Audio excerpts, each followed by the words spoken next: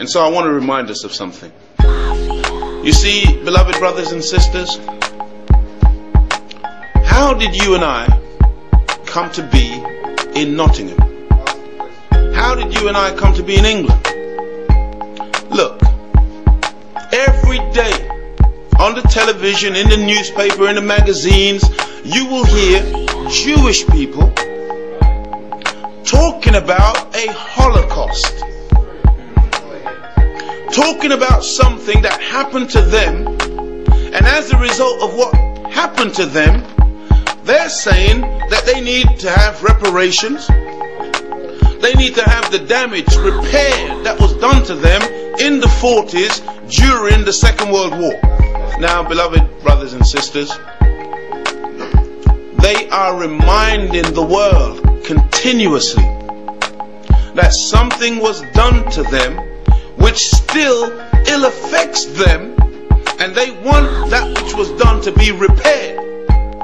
And they also demand back their wealth which was siphoned away from them into Swiss banks. They want back artifacts, they want back material which was stolen, because they don't feel whole as a people in the absence of that which they lost.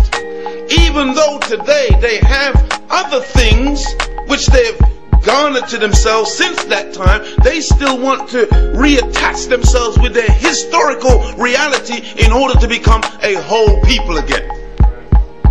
Why do I say this? Because, beloved brothers and sisters, how many of you have been to the doctor? And when you went to the doctor, the first question that the doctor asked you was, have you suffered from these symptoms before? Or, what are the symptoms? How do you feel? What's the problem?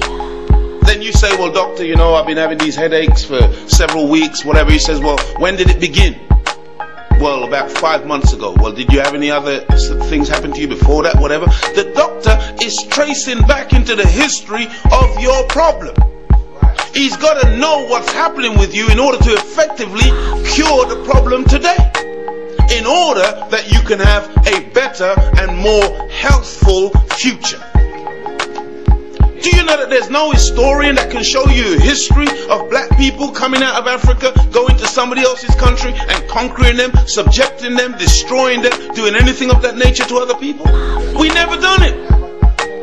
I say that because I want some of us to get the notion out of our heads that we, well, you know, everybody is the same. White people have done bad things, black people have done bad things as well. Get that madness out of your head. You need to stop thinking this, look.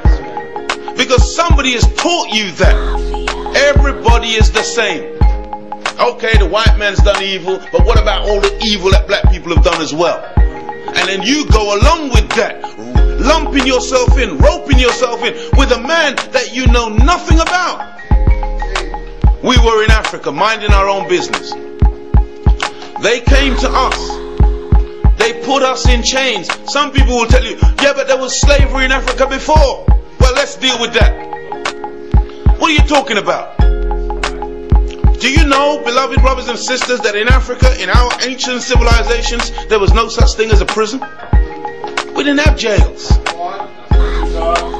What we had was societies based on freedom, justice, and equality. And if you transgressed the laws of the society, there was a penalty that you paid for the transgression of that particular law. That penalty could be something like you would serve another family, or you would serve the community. Now in the modern era in this country, they actually have a thing that they call community service, which is an alternative to sending you to prison. In Africa, that's how we dealt with our social problems, via community service. And in community service, you could still get married, you could still earn a living, you could still do all of the normal things, but you had a duty to society based on some transgression of a law that you had broken. And that's what the European now points the finger to and calls slavery. Because the people were disallowed to do certain things, and they were forced to do other things in order to recompense for a crime that they had committed within the society. But beloved brothers and sisters, There was never a time in our history as black people that we put chains on people, destroyed people by taking away from them their language, their culture, their God. There was never a time when we forced people to work from what they say, from morning till night. Never a time when we did that without pay, and then took away from the people their humanity and lowered them to the level of the lower animals. We never did that.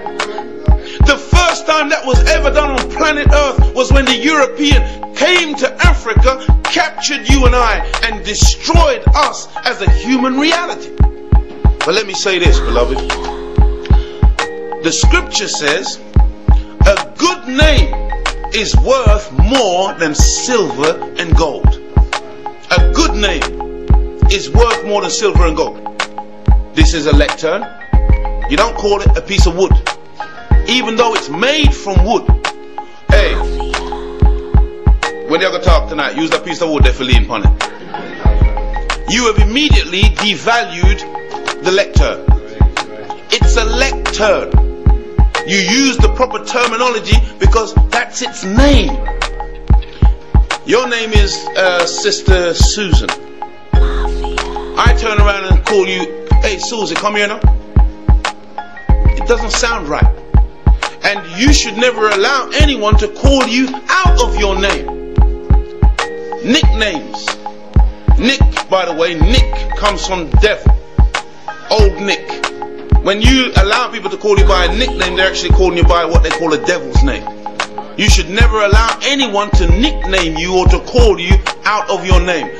They took away your name and my name when they brought us on a westerly course. You've all seen it in Roots. And when we arrived, the torture, the humiliation, the destruction wasn't over. In fact, it was just beginning. That's right.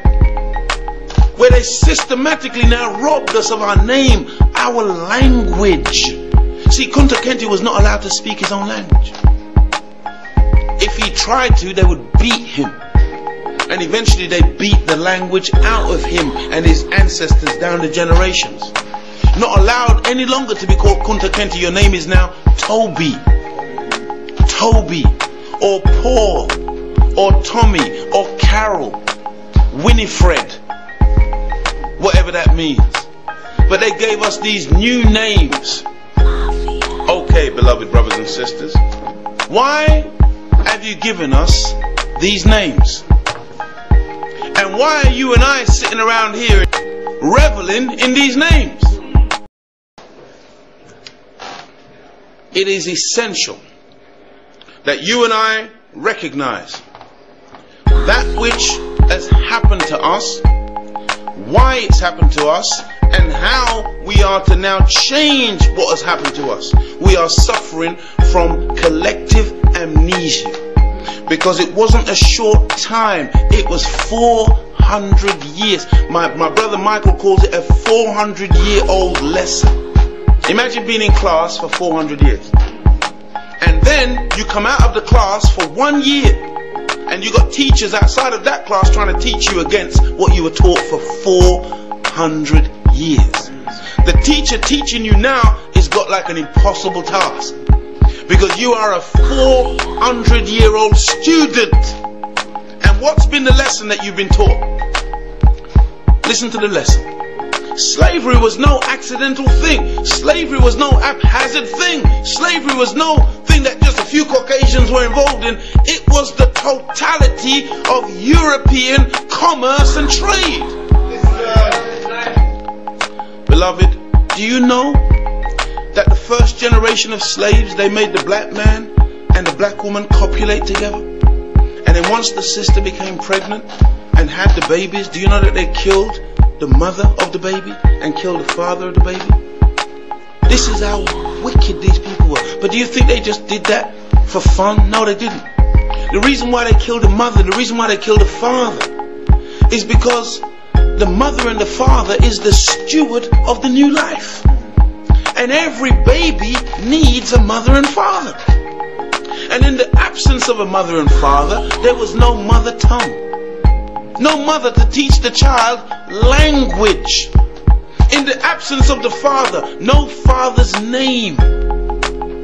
So now you got no mother tongue, no father's name. You are an empty vessel, a receptacle. And then they came with the 400-year-old lesson. What was the 400-year-old lesson? The lesson was, you are a nigger. You are nothing. You have never contributed anything to society, nor will you ever. We, the Europeans, Caucasians, we came to Africa and we found you in the trees with a bone in your nose. And we came and civilized you. And we, in fact, did you a favor. Now, there isn't one of you in this room that has not heard that story in one form or another. Black people are nothing, black people ain't done nothing, black people are this, black people are that, and Europeans are our benefactors. But in the absence of a proper knowledge of self, anyone can come and teach you anything. And over a period of 400 years, believe it or not, beloved brothers and sisters, you and I began to believe it. And in 1999, the vast majority of black people believe it. And today, if you're not careful, you will find black people who are actually apologists. We are apologists for white supremacy. If I stand up and tell the truth against the white man, the first one to attack me will be another black one. Oh yeah, yes. Boy, that's terrible, Leo, man. You can't say that. Why, that's racism, brother, man. I mean, I'm down with the black thing and that, but I'm not into the racist business. Well, it's not racism. It's just truth. But when the truth comes, it sounds strange because you've been so exposed to lies.